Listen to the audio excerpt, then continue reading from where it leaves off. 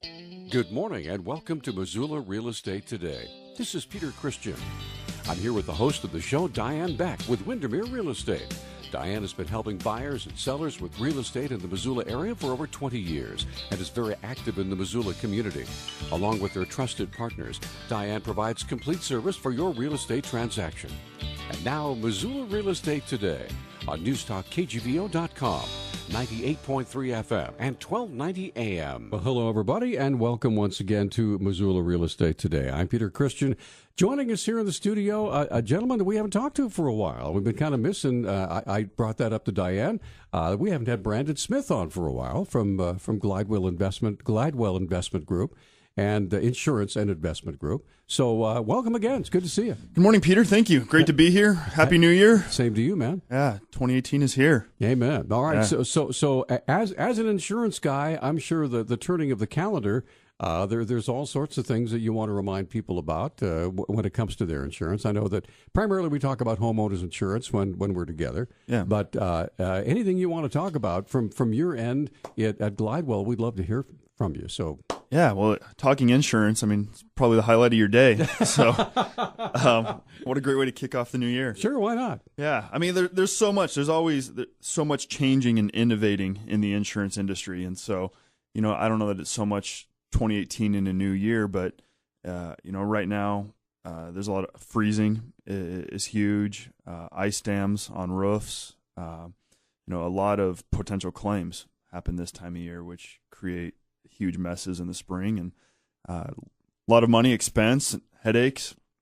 So claims are always happening. Hot topic this time of year. Renewals, those annual renewals are coming up for a lot of people. And as we move into tax season, there's a lot of just financials to look at and prepare for. So let me ask you this. The responsible homeowner, obviously, if you have a mortgage, you have to have insurance, right? Correct. Have to have hazard insurance. Even those who have paid off, lucky enough to pay off their house, should have hazard insurance, right? Absolutely. Because you're taking a huge risk without it. Right. So as we come into 2018 and as we get into January, and it's not quite as exciting, we get Christmas and New Year's and there's parties and that sort of thing, but a little bit of a doldrum going through the middle of January into the first part of February, and it may be a really good time to sit down. I wonder how many people have actually pulled in. We've got a metal file box where we keep all of our stuff. I wonder how many people have actually know where their insurance policy is, yeah.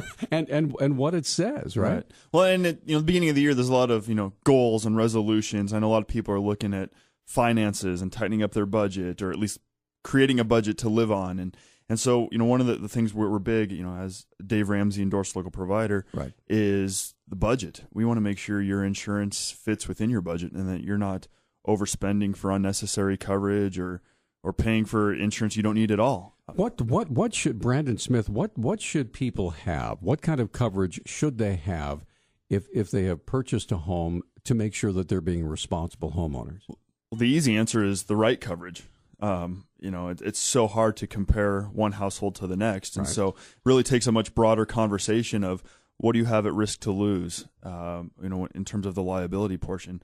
What would it cost to rebuild your home today? Your home may be 20, 30, 60, 80 years old here in Missoula. And so to rebuild some of those vintage homes are going to cost probably more than what you paid for it to buy the home, just because of the, some of the Victorian crown molding and just the construction style from 100 years ago is much different than what we're building today. Let's talk about liability, because that's one thing we kind of walk around with our fingers in ears saying, la, la, la, la, I don't want to hear that. Yeah. But liability can be a very important issue. So. It is.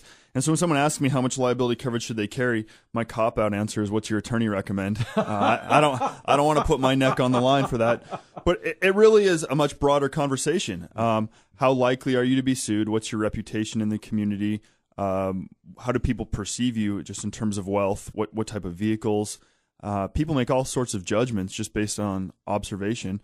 But really, what can you afford? What fits in your budget? What gives you peace of mind when you go to bed at night and lay down that you're going to be okay? Is there a standard amount of insurance or liability insurance that most policies come with? $50,000, $100,000, or is it per person or per incident or what? Great question. On a home policy, I would say the standard for homeowners is probably $300,000 in liability coverage for a home, just because the intent of that liability is to cover the asset. If you're involved in a lawsuit, you don't want to have to start liquidating your property. So you want to make sure your liability coverage is at, equal to or greater than your assets. Here in Missoula, just based on property values, I highly recommend a minimum $500,000 of liability, because if you own a home, it's just assumed $300,000 minimum in value here. Right. Plus any other assets you may have, money in the bank, retirement accounts. $500,000 goes pretty quick in a lawsuit. Now, for those who have never had the pleasure of being sued because of something that happened on their property, can you kind of go through the steps of a worst case scenario of people that don't have enough liability insurance? What can happen? Worst case scenario is you get sued, you lose in court, you're found negligent, you have to begin liquidating assets. Once your assets are gone, they come in, garnish wages, future paychecks are going completely to the other party. So proper liability coverage is huge, and I think probably more important than even the coverage on your home. I mean, liability, everything you've worked so hard in your life to build and create can be gone in an instant. Do you find that folks are a little bit surprised to realize how important liability is in their, because when you think about insurance, like, my house is going to burn down, I'm not in a floodplain, it's a relatively simple home, but that has nothing to do with liability, right? Correct. Yeah, the liability follows you and your worldwide. Doesn't matter where you are. If you're at fault for injuring somebody in France, I don't know why I just picked France, but hey, it works. Why not? And you're found negligent, your liability, your homeowner's policy will cover those injuries. Seriously. And so people often overlook liability. They just want to make sure I have the minimum requirements to make my bank happy in case my home burns down. The bank's going to get paid for that mortgage. Right. But that liability portion, I can't tell you how many times we come across a homeowner's policy that only has $100,000 in liability coverage on a $400,000 or $500,000 home. That's backwards to me. And so people are thinking, well, gee, I'll save a few dollars, but the risk you're putting you and your family through is really not worth Correct. it, is it? Yeah. And the difference when you jump from like $300,000 to $500,000 in liability coverage on a homeowner's policy, I mean, we're talking $20, $30 a year in annual difference. So, if you cut corners up front, it's oftentimes comes back to bite you. Sure. Now, just one real quick story. In my house, because of winter, we have, you've never been to my house, but I have a bunch of steps that lead up to our front door, okay? And because of the way it faces the weather, it doesn't matter if it snows or rains or whatever, my steps become a little bit dangerous. Mm-hmm. So I actually, over the New Year's holiday, because we had people coming over, I actually roped off my steps and put a sign up that said, do not use these steps. There's too much ice. Come around and through the garage and we'll let you in. So I was thinking the last thing I want, even though they're all family members, the last thing I wanted was somebody to slip and fall on my my steps. Yeah. So I was thinking about liability without even thinking about insurance. Absolutely. And that's just trying to loss control. You're trying to prevent, it's families. Hopefully they're not suing you, for tripping and falling. But right.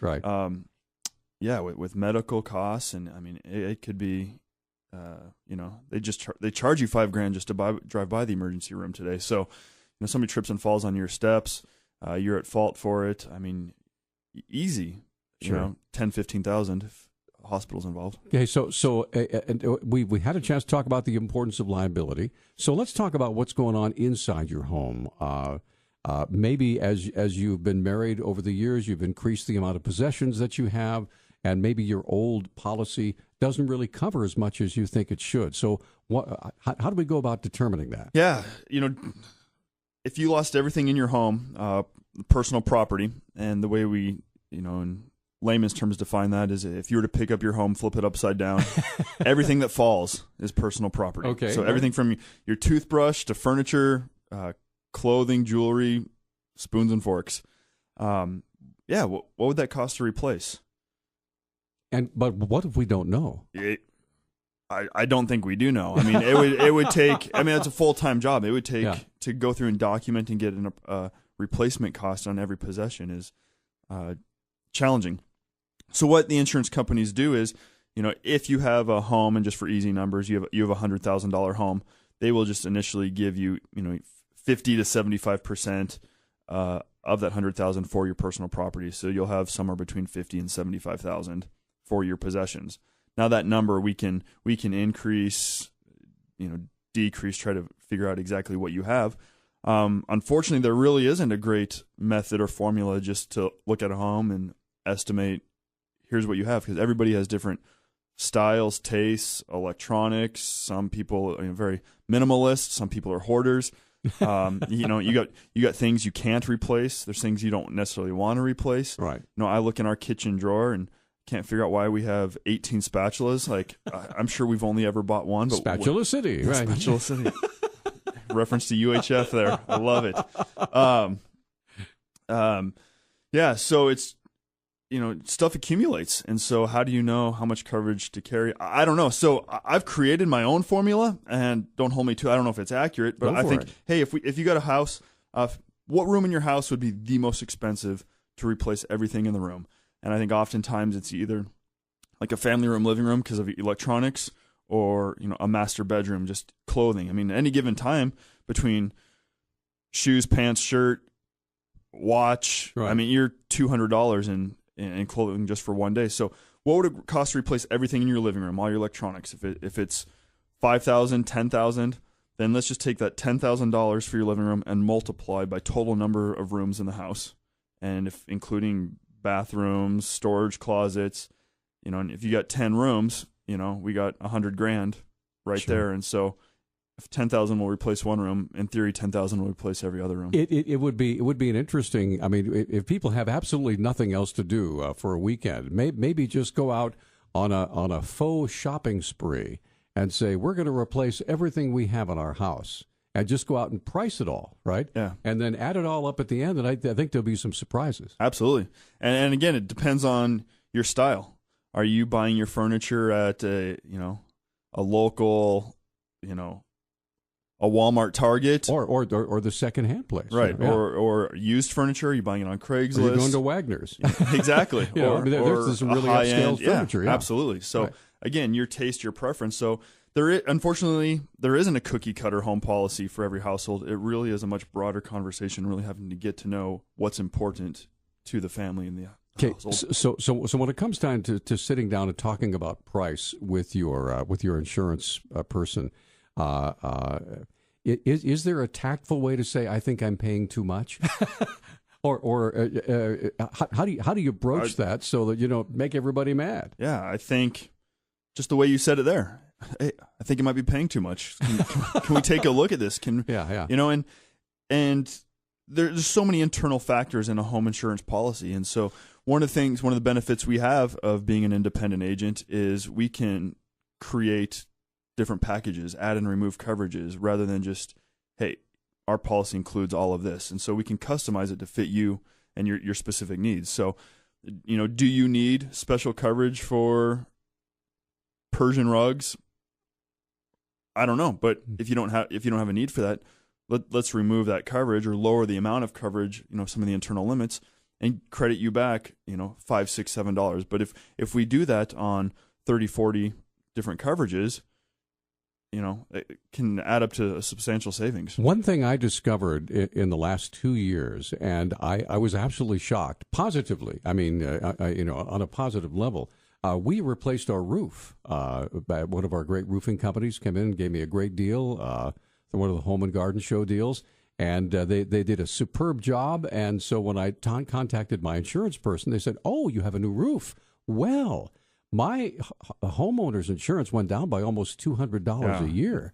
And so I thought, whoa, what a huge difference. Why is that such a huge difference?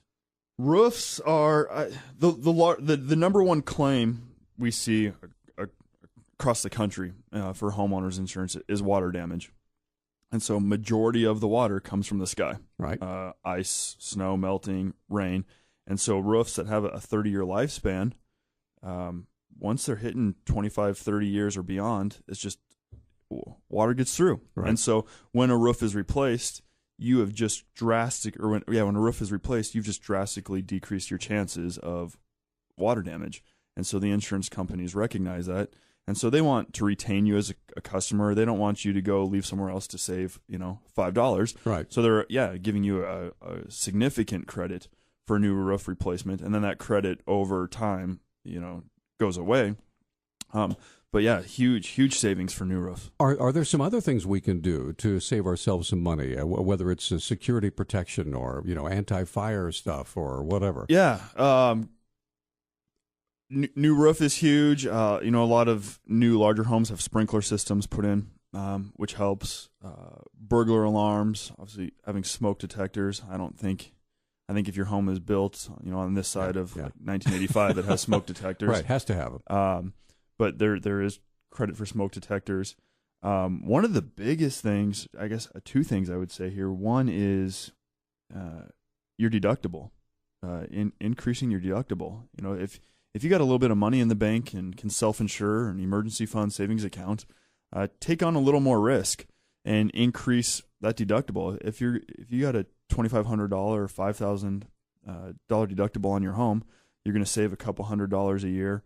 And if you have no intent of turning in a claim for, $500, $1,000, why even carry a deductible that low if you're not going to use it? So increase your deductible to save money. And then the second thing would be just different payment and billing options.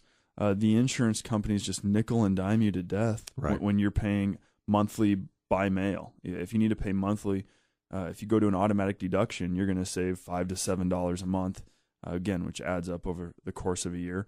But if you paid quarterly, biannually, or in full for the year, there's other discounts. And so, it's just a huge conversation. Home insurance. I mean, there's so much we could look at. Yeah.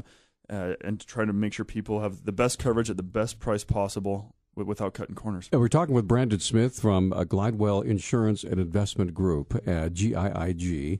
And one more quick question about insurance, and we're going to jump into the Dave Ramsey thing. Awesome. Okay. The question is, this past summer, with the horrible wildfires, Lolo Peak Fire and Rice Ridge and all that went on, we had heard horror stories of people, especially realtors, trying to sell homes in areas where there had been fires, that there were rumors that there were some insurance companies that were saying, I'm sorry, we just won't insure you if you're in that area. So as an insurance agent, is that something that's accurate, or was it just a wives' tale? Both. During the time of the fire, insurance companies were putting moratoriums in place with specific zip codes where you could not put insurance on a home because there's a fire coming down the hill, and why would we insure that and then write you a check for $300,000 for a home that burned down? It's the same deal with flood insurance. If the waters are lapping at your front door, you can't buy flood insurance. Right. So July, August, early September, it was really difficult in western Montana to get home insurance in place unless you were right. Is that legal? In the city? Yes, it is. Okay. Yes. All right. Yeah. The rumors of specific insurance companies saying they no longer write insurance in those areas. I don't know of any companies. I've heard stories, rumors. I know it's gone to the state auditor's office, the insurance commissioner, to be discussed and looked at. Our office, we work with a dozen or so insurance carriers, and I don't know of one of them that isn't, there's certain carriers that don't write based on distance to fire department just because of the risk. But nobody is saying we won't write in western Montana because they've had fires. Well, let's put it this way. Seems a little ridiculous to me. If you are willing to pay the extra cost of what the extra risk would be, then yeah. Right. And that's the biggest rating factor on home insurance is distance to fire department. They have what they call a protection class. And if you're right in Missoula city limits, you're within 5 minutes of a responding fire department or less. We have several, and every home gets mapped to the responding fire department. But once you start getting up, Blue Mountain out towards Lolo, the wildland urban interface, up Highway 12, right? You're going to pay more for insurance because risk is greater. You bet. All right, let's talk about Financial Peace University. I know that. How long have you been teaching this class? Gosh, I think the first class I taught was in 2009. We have taught 19 classes and have just seen amazing hope and life change and just hundreds of households here in Montana. For those who don't know what we're talking about, take just a minute, if you will, Brandon, and talk to us a little bit about how you got involved with Dave Ramsey and becoming an enrolled agent. Yeah. Go ahead. So, long story short, thought I was chasing the American dream and realized I was living paycheck to paycheck, struggling with debt and student loans from college and vehicle payments and medical bills and credit cards. And I look at my paycheck each month and I see the number there, and then I look at my bank account and can't figure out where that money went. I had nothing left to show for it, and it was all going towards debt.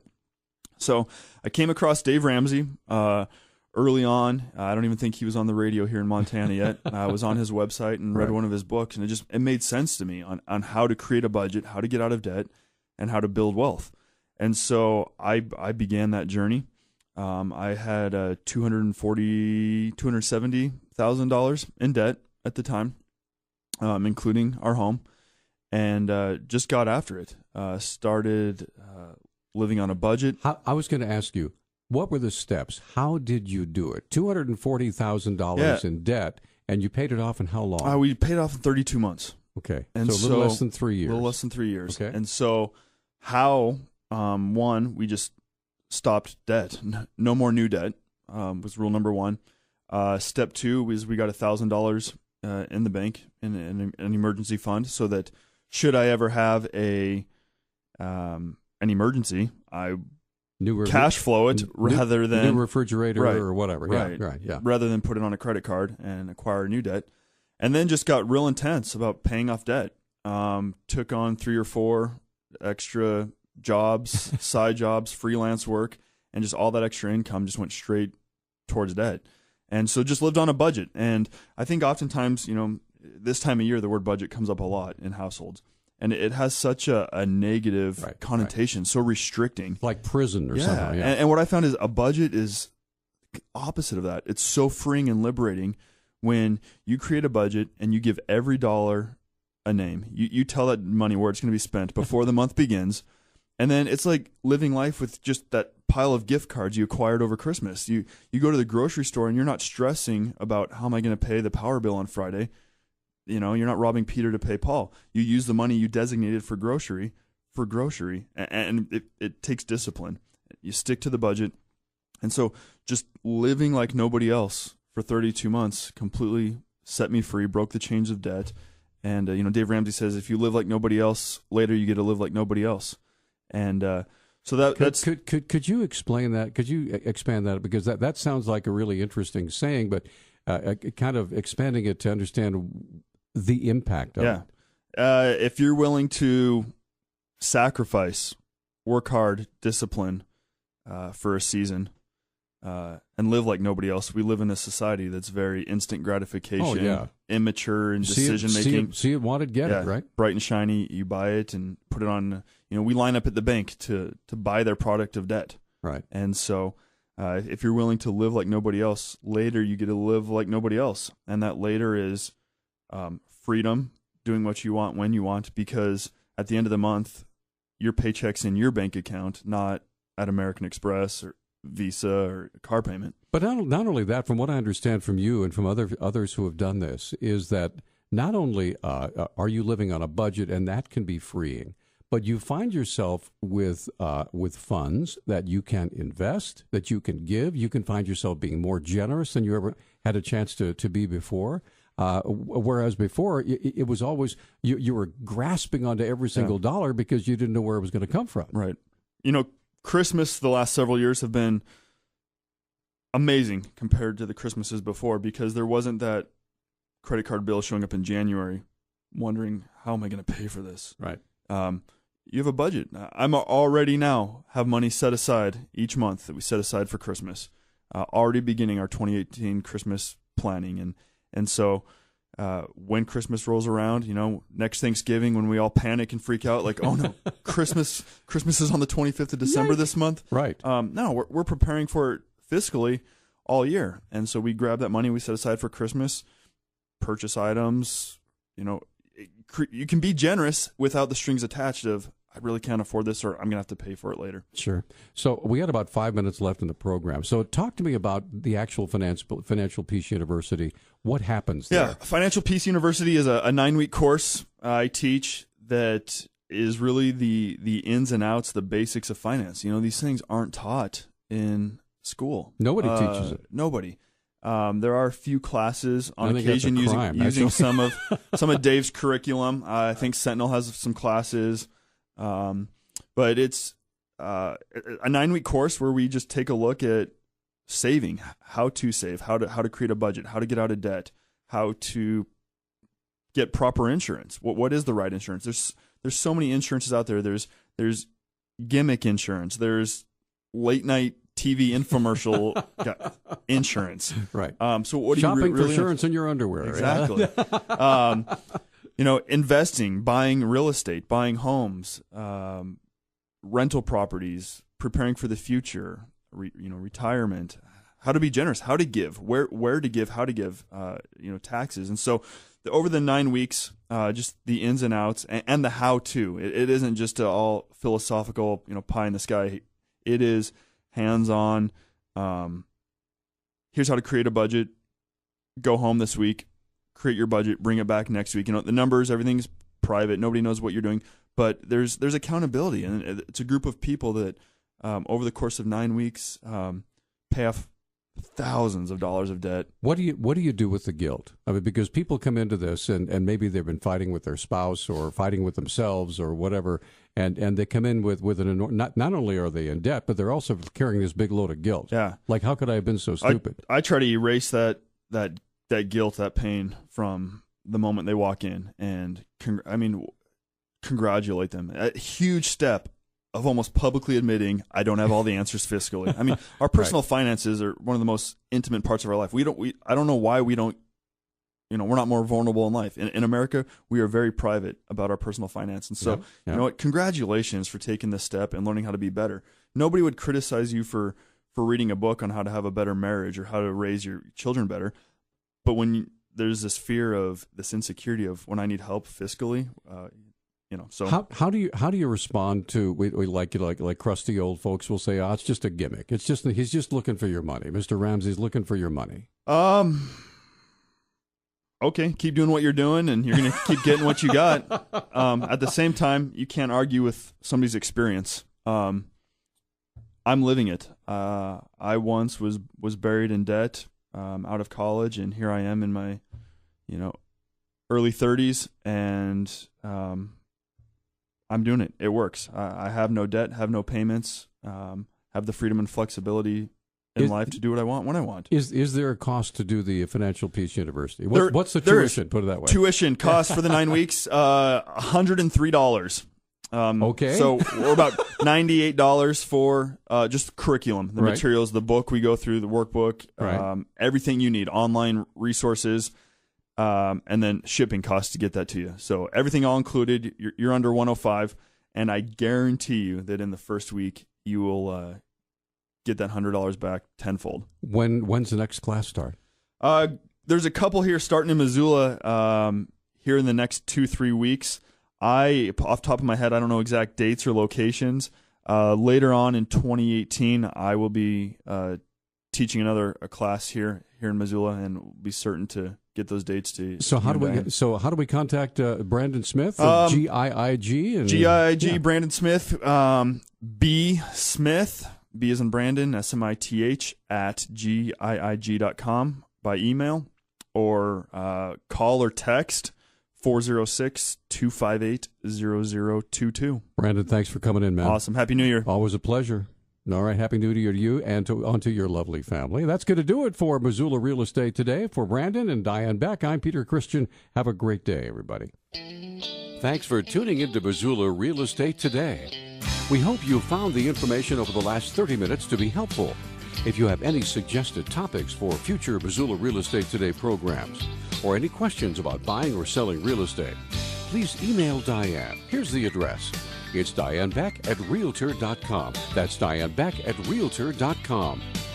We'll see you next week on News Talk KGBO.com, 98.3 FM and 1290 AM.